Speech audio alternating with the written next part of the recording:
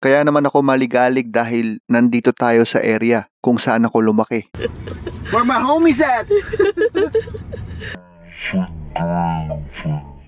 Nandito pa rin mga pinsan ko, former housemates. Literally, homies. Where my homies at? First time ko sa Lacson. Yan pinsan ko. Diyan, yung bahay ko yan. Dati, Dangwa. At si Michael Lim, ang unang pinsan na pasahero ko. Hi, Michael. Leftmost lane na ako na. Pupunta daw ng Divisoria, may bibilhin para sa project. Pero feeling ko may liligawan lang siya. Feeling ko lang naman, chismis lang. Hindi yung masyadong seryosohin. Ito, isang street intersecting recto. Papunta kaming Central Market. And Tesla is getting to know kung gaano kasikip ang University Belt. Partida bakasyon ngayon. Welcome to my hood. My childhood hood. First time po niya sa Central Market. Bibili po kami ng plastic na halaman para sa project nila, Charlene. One click for manual control. Pero pag nag 2 clicks ka, listen. Yan. Automatic baba. And automatic taas kapag 2 clicks. Tak tak boom. Ang tagal po nila, nasa Central Market pa rin sila at hinihintay ko pa, nakikita ko dito sa aking monitor. Ito yung pangalawang paraan para lumabas. So yung primary na paraan para lumabas ay itong electric. Yan. Dito or ito na manual. Yan, kita mo yan. Aangat mo lang to. Boom. Yan. Ito kinuha ni Charlene yung kanyang bag. Para isara, tulak. Kapag bubuksan mo, dadrag mo talagang ganyan. Yan. Para isara, tulak. Yan. Ayun na pala sila.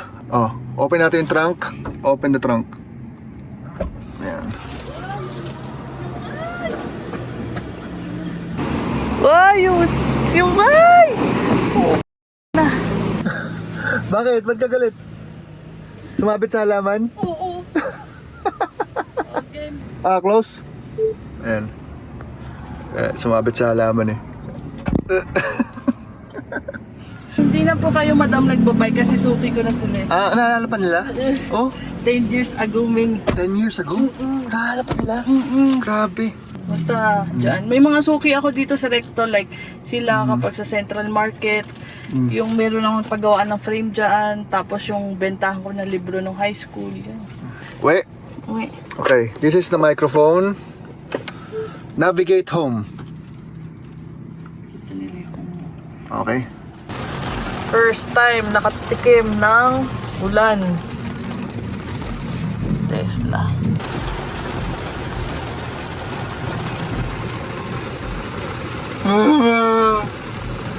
Mamulan.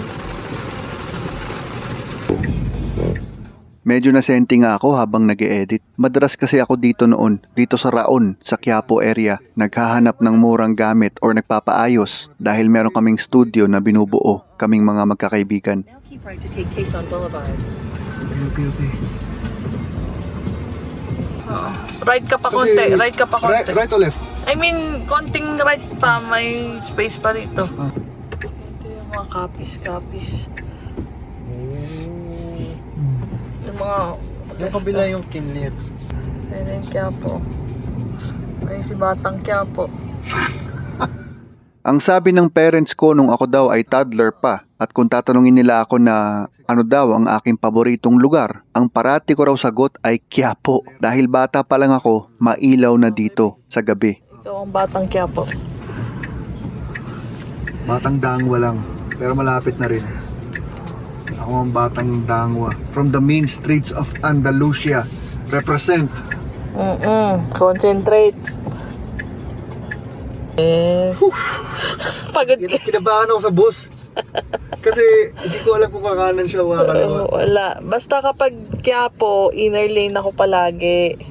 Kasi yun yung mabilis. Sorry nga ito mag- Kasi yung mga outer lane na yan, lahat loading sa unloading nila yan. Ayan. Ito talaga si Batang Quiapo. Okay, standby. Kaya may Lagpasan rosary mo lang dito to.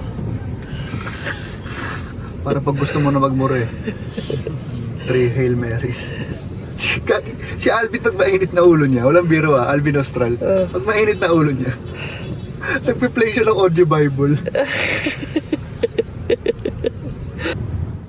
Papasok na tayo sa likuan papuntang Espanya, ang tinatawag kong hidden portal.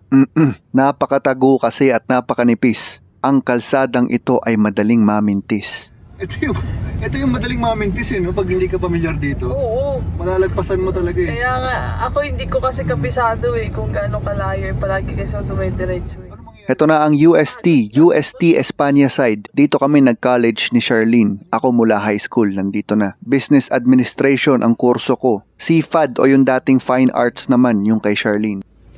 Si Tesla na nag-i-imagine ng lane. Minsan hindi po maganda yung lane In 200 markings. meters, Dinodrawing turn niya. right onto Darating ang araw na ipagdadrive tayo ni Tesla kahit hindi nakahawak sa manibela. Pero wala pa ang araw na yan. Sa ngayon, baby steps muna. Meron siyang tinatawag na autopilot na ipapakita ko sa episode 5 nitong ating Tesla serye. Thanks for watching.